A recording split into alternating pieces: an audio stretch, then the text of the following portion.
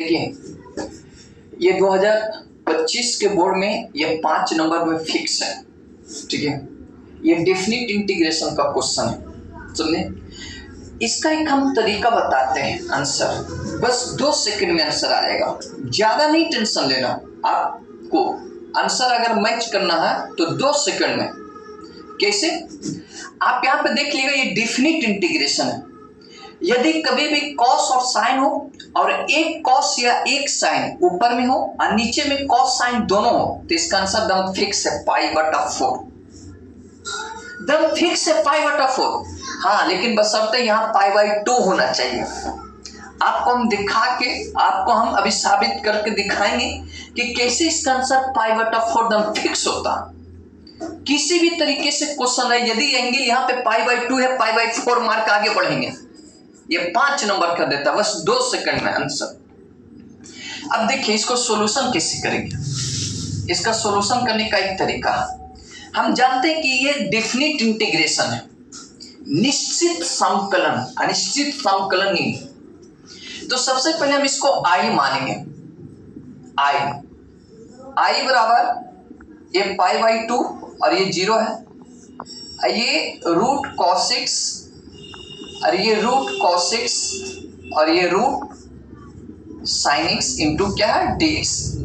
Definite integration कहता है कि हमारे पास जो लिमिट है, इन सभी लिमिट का योग जो होंगे, हमेशा जो ट्रिगोनोमेट्रिक टर्म का कोण रहेगा उस कोण के साथ, उस कोण को इस लिमिट के योग के साथ घटा देंगे।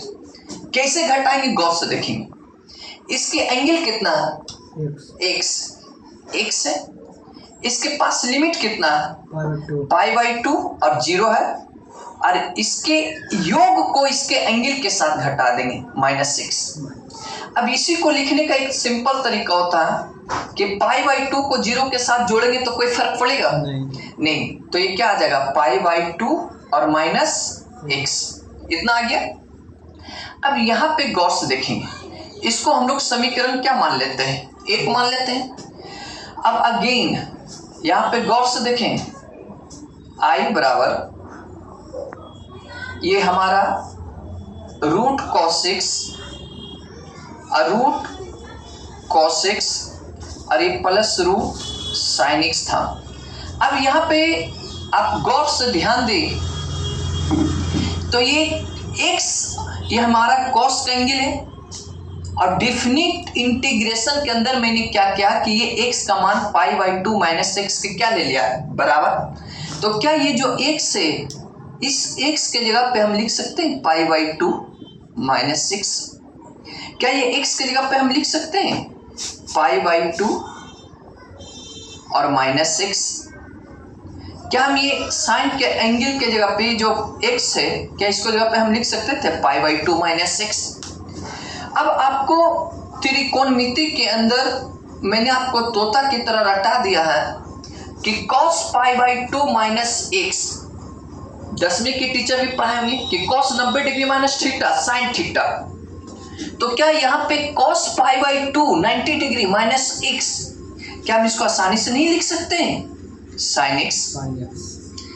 ये cos 90 डिग्री माइनस x, क्या हम इसको नहीं लिख सकते हैं sin x। Sine 90 degree minus x, क्या इसको हम नहीं लिख सकते cos x। ये चेंज हो गया। अब इसको आप मान लेंगे 2, इसको हमेशा क्या मान लेंगे 2। अब यहाँ पे गौर से देखेंगे, यहाँ पे लाइट आ रहा है क्या, नहीं ना। अब आपके पास कितने समीकरण है, 2 समीकरण। तो समीकरण को आपस में जोड़ेंगे, किसको, 1 और किसको 2 को, 1 और किसको 2 को। तो जब 2 जोड़ेंगे तो जात हमेशा किसका सपोर्ट करेगा, जात का। बायां वाला पक्ष बायां के साथ और दायां वाला पक्ष दायां के साथ। तो हम लोग क्या करेंगे कि दोनों समीकरण को जोड़ देंगे, इक्वेशन 1 और प्लस इक्वेशन 2। गौर से देखें, 1 आई 1 आई, 1 2 आई, ये 2 आई हो गया। अब यहां पे देखिए बाबू, ये 1 में क्या लिखा था cos6, ये cos6 और ये प्लस sin x, इसके भी एंगल π/2। अब 2 में क्या था, 2 में π/2 0, और ये हमारे पास क्या है sin x। अब ये हमारे पास sin x और ये प्लस cos x। अब यहाँ पे गौर से देखें, जो इंटीग्रेशन इसका है वही इंटीग्रेशन इसका है, हम दोनों से कॉमन ले लेंगे। तो जब हम कॉमन लेंगे तो ये π/2 हो गया, ये शून्य हो गया, अरे क्या हो गया root cos x plus root sin x।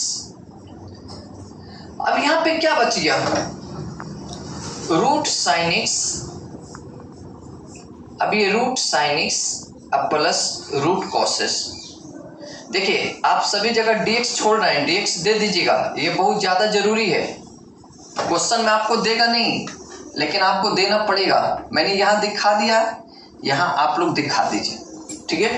अब यहां पे गौर से देखिए क्या ये अलग अलग पार्ट में वाइब्रेट कर रहा है। इसको एक करने के लिए नीचे का एलसीएम लेना, तो जब नीचे का हम एलसीएम लेंगे तो ये root cos x plus root sin x है, ये भी root sin x plus root cos x है। तो चाहे हम साइन को पहले लिखे या cos को पहले लिखे, इससे कोई फर्क पड़ने वाला नहीं है, समझे, क्योंकि 2 + 3 5 और 3 2 भी 5, ये दोनों का एलसीएम जो आएगा वो root sin x plus root cos x। अब इससे जब भागा देंगे तो हर चाक से एक बार में कटेगा।